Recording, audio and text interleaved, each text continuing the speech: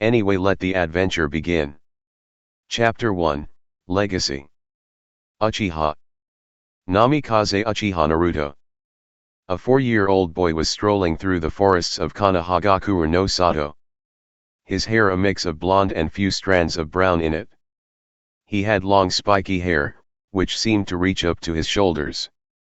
2 jaw-length bangs on each side, and on the front of his face, a bit of hair seemed to reach down to his right eye. He knew he was different. Different than the kids his age. While other kids would play in the park with other children and think of whether to play ninja tag or just run around, he would often think about life and death, or how the different shinobi villages were at each other's throats to prove themselves superior to the other. One may say any 4-year-old kid who thinks that way would need to consult a medic to verify whether his/her cognitive functions are right for their age or not. But Naruto knew there was nothing wrong with his brain functioning. It's just how he was raised. He was not sugar-coated about the horrors of the shinobi world, unlike other kids. His Tio-chan often told him stories about different shinobi villages and the stories of the wars when he asked him about it. His Tio-chan. Namikaze Uchiha Minato. Yes, Naruto is the son of the great Yondaime Hokage of Konohagakure no Sato. Naruto was a smart boy for his age. Although he did not like to boast about it, he believed he would probably be the smartest person in his age group when he joins the Shinobi Academy of the village when he's of age. It was not hard for him to notice how the people of the village hailed his father as a hero and scorned him for reasons he did not understand. Ever since he could understand the human language and went out of the house alone on the streets of Konoha, he would see people glaring at him. He would often hear people whispering words like demon, monster, kyubi, traitor, but he ignored it.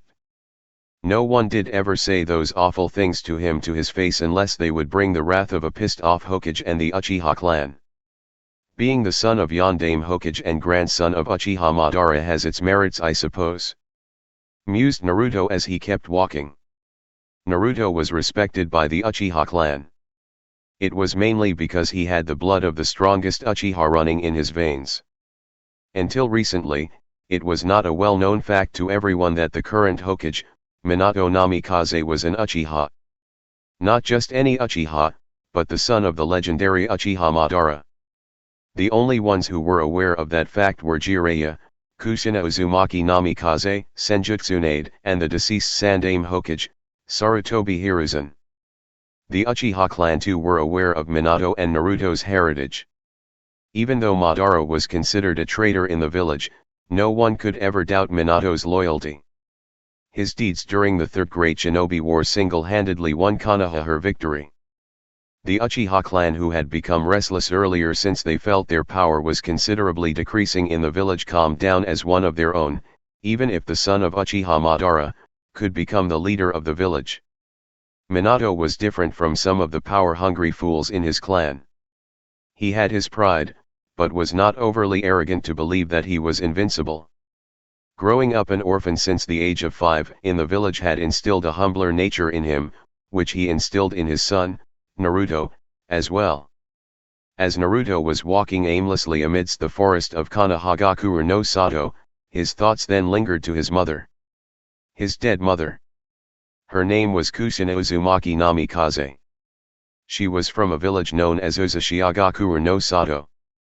The Uzumaki were distantly related to the Senju clan, and both the clans are believed to have the same progenitor. Naruto was told that his mother passed away during the dreadful night when a monster called the Kyubi no Yoko attacked the village. He was even more astonished to hear that it was the Sandaime Hokage and his father who defeated the nine-tailed fox. Although, it came at a high price, as the Sandaime lost his life that night. It was during the attack that Minato was forced to reveal his Sharingan to the others, which he normally hid under an advanced genjutsu. What Naruto did not know is that the very same Kyubi no Yoko was sealed inside of him, as it is impossible to kill a Baijuyo, a being made entirely of chakra. Let alone, the strongest of them all. Naruto may have had to grow up an orphan, had it not been for his Ji-chan. Naruto started calling Sarutobi with that informal name after listening to all the stories his father told him about the former Hokage. The Sandaime had used a kinjutsu to seal the yang half of the nine-tailed fox inside baby Naruto just hours after he was born, while he sealed the yin half of the fox inside himself. It was Sarutobi's wish that Naruto grew up with a father standing by his side and becomes the beacon of light in the shroud of darkness that entraps humanity. Naruto suddenly stopped in his tracks as he realized he had been walking without a destination in his mind for quite some time now. He looked around to see where he exactly was and observed several ruined stone buildings around himself. It dawned on him that he must be quite far from his home because he didn't exactly know where he was right now. Ah crap! I got lost again. I should stop wandering here and there without letting Tio-Yu-chan know about it. He's not going to like it, thought Naruto as he sheepishly rubbed the back of his head. A trait he received from his father. He then noticed a gigantic tree with a half-visible symbol on it covered by several bushes growing near the tree. He went towards the tree and stood directly in front of it. He moved his hand towards it and removed the bushes covering the symbol he noticed earlier. What he found was quite astonishing. It was the symbol of Konohagakure no Sato. On its left and right side were the clan symbols of the Senju and the Uchiha respectively. He looked around, turning his head left and right to get a better view of the place he was standing on. There were several ruined stone buildings, few scattered kunao, katanas, and the Senju and Uchiha clan symbols on each side of the tree respectively. He moved around the place a bit to see if his keen eyes could find something. And what he found was various scrap marks as well as burn marks on the trees which looked decades old. He came back to his earlier position, once again standing before the giant tree, as he came to the correct conclusion. Flashback. A 3-year-old Naruto was happily tucked under the comforts of his blanket in his bed by his Tio-Yu-chan, Minato. Tio-Yu-chan? I have a question, said an excited Naruto. Minato took a nearby chair and sat near his precious son and smiled, looking at him. Yes, Naru. Naruto always loved the nicknames his father gave him. He always had a tough time coming up with nicknames for people. So, he believed it took one a lot of time to come up with them, and he loved the fact that his father spends time thinking about him. Even though he had a sharp mind, he was still a child, and that's what Minato loved among the many things about him. He could show maturity and wisdom one second and the next second he would act his age of being a child. How was our village formed? What was here in this place before Konoha was built? Naruto asked, his face showing how excited he was to learn different things. Well, do you remember what I told you about my father and the Shodaime Hokage of our village? Yes, Tio-Yu-chan. Madara Sofu and Senju Hashirama belonged to the two noble clans, the Uchiha clan and the Senju clan. And both were the leaders of their clan when they formed an alliance between themselves to form the first hidden village, which today is known as Konohagakure no Sato. Naruto said. Minato nodded and patted his head once affectionately to signify what he said was correct. Naruto puffed his chest to show how proud he was that he knew his village's history. So before Konoha was formed, it was a time where most clans fought with each other to gain more lands and resources for themselves. You know, during those times also there were people as wealthy as the daimyo. And these wealthy people hired shinobi from clans to do chores that their average workers were not capable of. Do you understand what I said so far? Minato asked. Naruto nodded and Minato continued to tell the tale. So one clan would target the wealthy person who was using shinobi from their rival clan. So, if the clan can take out that wealthy person, their rival clan will lose resources. That will bring their rival clan's status down.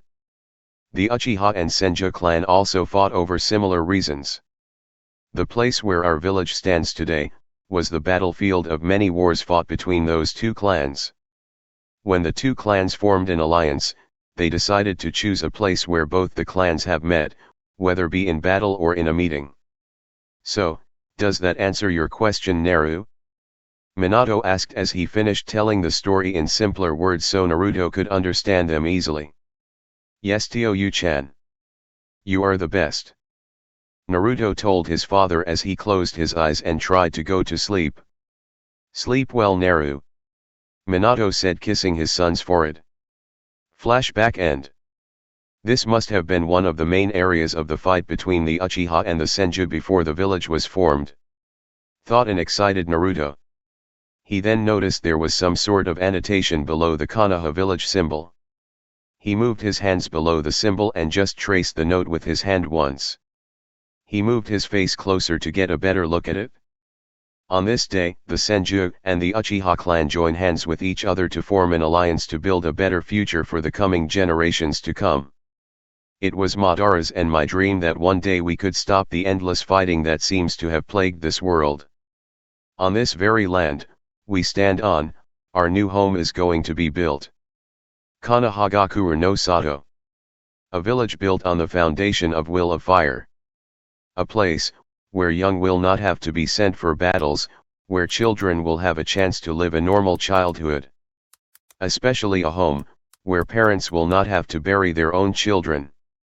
It is my belief that one day, the people of this world will look past each other's differences and look each other eye to eye. This my dream for the future. This the end of part 1.